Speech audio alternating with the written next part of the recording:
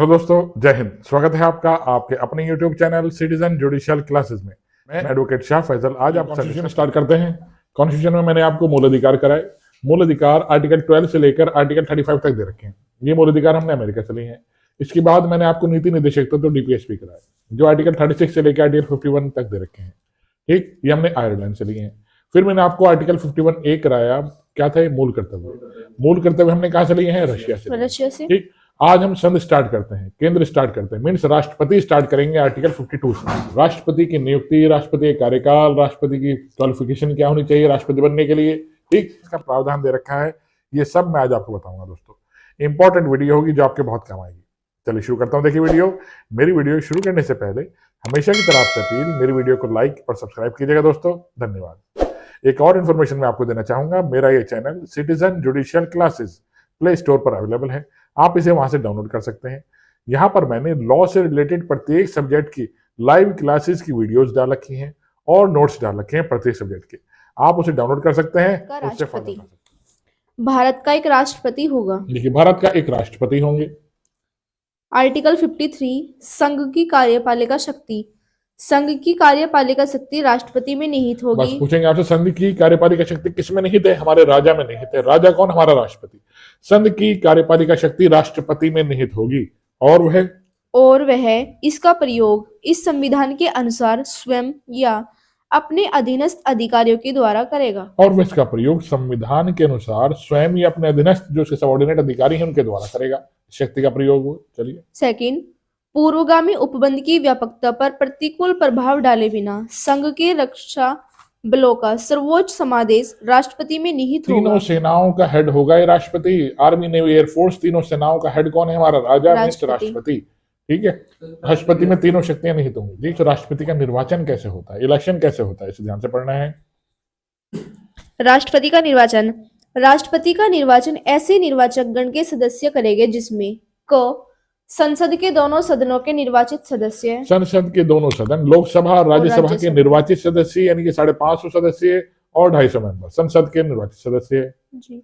ख राज्यों की विधानसभाओं के निर्वाचित सदस्य, और राज्य की विधानसभाओं, 28 राज्य है हमारे, 28 राज्यों की विधानसभाओं के निर्वाचित सदस्य भी, यानी कि एमएलए भी राष्ट्रपति के चुनाव में भाग लेंगे। अगला स्पष्टीकरण। इस अनुच्छेद और अनुच्छेद 55 में प्रयुक्त राज्य शब्द में दिल्ली राष्ट्रीय राजधानी राज्य क्षेत्र और पांडिचेरी संघ राज्य क्षेत्र है। दिल्ली और पांडिचेरी के सिर्फ सदस्य, मींस एमएलए, दिल्ली के एमएलए और पांडिचेरी के एमएलए, क्योंकि यहाँ पर भी मुख्यमंत्री का चुनाव होता है, इलेक्शन होते हैं दिल्ली और पांडिचेरी में। ठीक है, इस बार फर्स्ट टाइम हमारे जम्मू कश्मीर में हुए हैं, यूटी होने के बावजूद हुए हैं, तो इसमें भी संशोधन भविष्य में किया जा सकता है कि जम्मू कश्मीर के निर्वाचित सदस्य भी, एमएलए भी भाग लेंगे राष्ट्रपति के निर्वाचन में। किया जा सकता है, अभी तक नहीं किया गया। अभी तक सिर्फ दिल्ली और पांडिचेरी ही है, 2024 तक भी। चलिए, ठीक है। तो इस तरह से राष्ट्रपति के चुनाव में जो एक एमपी होता है, एक एमएलए होता है, उसके चुनाव वैल्यू गिनी जाती है। इसकी एमपी की वैल्यू कितनी है, एमएलए की वैल्यू कितनी है, कैसे वैल्यू होगी? कितनी पॉपुलेशन पे चुना गया एमपी है, कितनी पॉपुलेशन पे चुना गया एमएलए है, इलेक्शन में भाग लेता है। उसकी वैल्यू के हिसाब से, उसका एक मत है, 2 मत है, उसके हिसाब से वो भाग लेते हैं। नहीं, मतलब वैल्यू ज्यादा होती है। 0.25 ज्यादा है, 0.35 ज्यादा है, तो 0.35 की ज्यादा हुई तो उसकी वैल्यूएशन ज्यादा हो जाती है। ज्यादा वैल्यू होती है ना उसकी, क्यों? सबसे पॉपुलेशन के हिसाब से तय किया जाता है। वहां के एक ही हो जाएगा। देखिए, मुजफ्फरनगर के, गाजियाबाद के, ठीक है, कानपुर के, बड़े बड़े सहारनपुर हो गए, इतना बड़ा क्षेत्र, इतनी बड़ी पॉपुलेशन पे है। थर्ड, राष्ट्रपति का निर्वाचन आनुपातिक प्रतिनिधित्व पद्धति के अनुसार एकल संक्रमणीय मत द्वारा होगा और ऐसे निर्वाचन में मतदान गुप्त होगा। बस ये लाइन इंपॉर्टेंट है। प्री में आपसे ये लाइन पूछेंगे, राष्ट्रपति का निर्वाचन कैसे होता है? राष्ट्रपति का निर्वाचन अनुपातिक प्रतिनिधित्व, चली जाएगी, राष्ट्रपति का निर्वाचन अनुपातिक प्रतिनिधित्व पद्धति के अनुसार एकल संक्रमणीय मत, ये लाइन ध्यान रखिएगा। प्री में पूछेंगे किस तरह होता है? एकल संक्रमणीय मत द्वारा होता है। ये एकल संक्रमणीय, मैंने क्या बताया आपको? कितनी पॉपुलेशन पे एक व्यक्ति चुना गया है, ठीक है, चाहे वो एमपी हो चाहे एमएलए हो, उसका इलेक्शन होता है। यानी कि 1971 के आसपास ही हमने बना रखा है कि हमारी लोकसभा में 550 सदस्य होंगे, राज्यसभा में 250 सदस्य होंगे, इतने राज्य में इतने एमएलए होंगे। 1971 की जनगणना के हमने आंकड़े लगा रखे हैं। हमारे पास 1981 में जनगणना हुई, ठीक, 2001 में जनगणना हुई, 2011 में जनगणना हुई, अब 21 में होनी थी, नहीं हुई, अब 2026 में दोबारा जनगणना होनी है हमारी।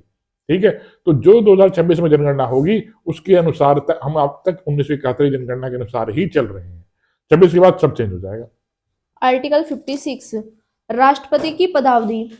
राष्ट्रपति अपने पद ग्रहण की तारीख से 5 वर्ष की अवधि तक पद धारण करेगा, देखिए, राष्ट्रपति अपने पद ग्रहण की तारीख से 5 वर्ष तक बना रहेगा अपने पद पर। परंतु क राष्ट्रपति उपराष्ट्रपति को संबोधित अपने हस्ताक्षर सहित लेख द्वारा अपना पद त्याग सकेगा। राष्ट्रपति उपराष्ट्रपति को अपना त्याग पत्र देगा, अपना पद त्याग सकेगा। ठीक, अगर उसे पद पे नहीं बैठना तो उपराष्ट्रपति को त्याग पत्र देना पड़ेगा। राष्ट्रपति के बाद सबसे ऊपर वाला अधिकारी होता है हमारे उपराष्ट्रपति। ठीक, उनको पद देंगे इस्तीफा। ख संविधान का अतिक्रमण करने पर राष्ट्रपति को अनुच्छेद 61 में उपबंधित रीति से चलाए गए महाभियोग द्वारा पद से हटाया जा सकेगा। बस एग्जाम में पूछेंगे राष्ट्रपति को किस आधार पर हटाया जा सकता है, सिर्फ एक आधार है, संविधान का अतिक्रमण करने पर। इस लाइन को भी याद रख लीजिएगा, यही पूछेंगे आपसे, किस आधार पर हटाया जाएगा। कहां दे रखा है? 56(1)(b) में। राष्ट्रपति अपने पद की अवधि समाप्त हो जाने पर भी तब तक पद धारण करता रहेगा जब तक उसका उत्तराधिकारी अपना पद ग्रहण नहीं कर लेता देखिए, है। राष्ट्रपति तब तक बना रहेंगे जब तक उसके आने वाला अधिकारी अपना पद धारण नहीं कर लेता। देखिए, हमारे यहाँ हमने देखा अमेरिका में इलेक्शन हुए, डोनाल्ड ट्रंप जीत गए, ठीक है, तो क्या जो बाइडेन हट गए? नहीं हटे ना, इलेक्शन पहले ही कर लिया गया और उसके बाद जनवरी से नया कार्यकाल स्टार्ट कौन करेंगे? डोनाल्ड ट्रंप स्टार्ट करेंगे। वही प्रक्रिया हमने अपना रखी है। हमारे राष्ट्रपति के इलेक्शन भी उनकी जाने से पहले ही हो जाता है। ठीक है, और जब हटते हैं, क्योंकि एक सेकंड भी राजा का पद खाली नहीं रह सकता। राजा कौन? हमारा राष्ट्रपति। एक सेकंड भी नहीं, बैठते ही दोबारा बन जाएगा। बीच में अगर डेथ हो जाती है किसी कारणवश तो उपराष्ट्रपति को एकदम राष्ट्रपति बनाया जाता है। ठीक है, एक सेकंड भी खाली नहीं रह सकता, एक दिन भी खाली नहीं रह सकता राजा का पद। वही प्रक्रिया है। हटने से पहले 5 साल पूरा होने से पहले ही हमें प्रक्रिया अपनानी पड़ती है। हमारे नए राष्ट्रपति कौन बनेंगे? चलिए देखिए, हमारे जो राष्ट्रपति हैं पुनर्निर्वाचित भी इनको किया जा सकता है। एक कार्यकाल पूरा हो गया, दूसरा कार्यकाल भी कर सकते हैं। कौन से ऐसे राष्ट्रपति रहे हैं जो सबसे ज्यादा समय तक राष्ट्रपति पद पर बैठे हैं? डॉक्टर राजेंद्र प्रसाद 3 कार्यकाल पूरे करे। डॉक्टर राजेंद्र प्रसाद ने पहले राष्ट्रपति हमारे। ठीक है, एपीजे अब्दुल कलाम का सिर्फ एक कार्यकाल रहा है 5 साल का। ठीक है जी, सिर्फ। आर्टिकल 58 मुझे बताएगा राष्ट्रपति होने के लिए क्या योग्यता होनी चाहिए, क्या क्वालिफिकेशन होनी चाहिए, क्या इनको पीएचडी होना चाहिए, 12th पास होना चाहिए, क्या होना चाहिए? हम क्वालिफिकेशन पढ़ेंगे। देखिए 58 में, कोई व्यक्ति राष्ट्रपति निर्वाचित होने का पात्र तभी होगा जब वह क भारत का नागरिक है। भारत का नागरिक ही भारत का राष्ट्रपति बनेगा, कोई बाहर का व्यक्ति नहीं आएगा राष्ट्रपति बनने।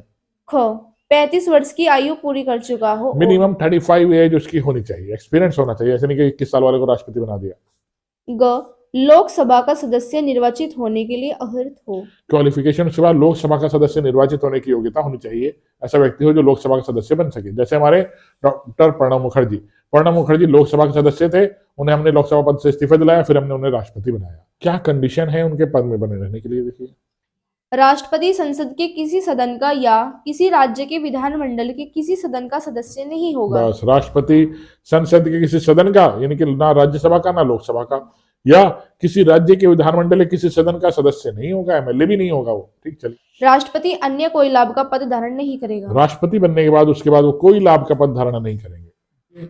शपथ कौन दिलाएंगे? चीफ जस्टिस ऑफ इंडिया ने शपथ दिलाएंगे। वो नहीं है तो कोई सीनियर जज राष्ट्रपति को शपथ आर्टिकल 61 राष्ट्रपति पर महाभियोग चलाने की प्रक्रिया। इसके बराबर में आर्टिकल लिखिए, आर्टिकल 56(1)(b), जो पीछे हमने पढ़ा राष्ट्रपति को किस आधार पर हटाया जाता है, जहां लिखा है संविधान का अतिक्रमण करने पर। करता हूं मेरी वीडियो समझ में आई होगी दोस्तों। आइए इसे लाइक और सब्सक्राइब कीजिएगा, और जो मेरा चैनल प्ले स्टोर पर है उसे डाउनलोड कर लीजिएगा और उससे फायदा उठाइएगा। जय हिंद दोस्तों, धन्यवाद।